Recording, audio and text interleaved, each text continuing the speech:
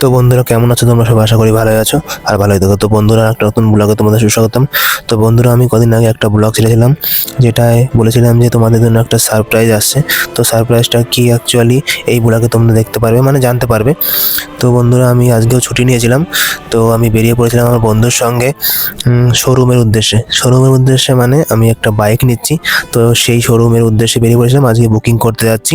তো দেখতেই পারছো আমি চলে এসেছি রানাঘাট ট্রেন ধরে। এবার সেখান থেকে টোটো ধরে চলে এসেছি শোরুমের সামনে।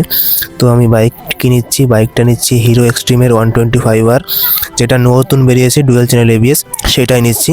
তো আমি কালারটা নেব সিলভার অ্যান্ড ব্ল্যাক কালার, যেটা এখন অ্যাভেলেবেল নেই।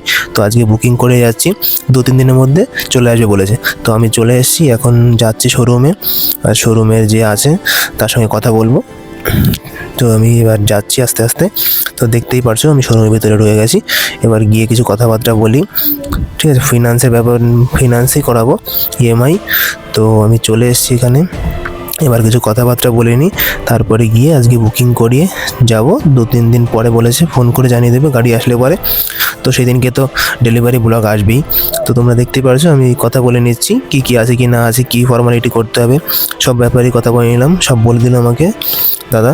তারপরে এখানে সব কিছু করে ফর্ম ফিল আপ করতে হয়েছিল, সিগনেচার করে অ্যাডভান্স করে তারপরে আমি বুকিং করে চলে আসলাম। তো আরও ব্লগ আসবে।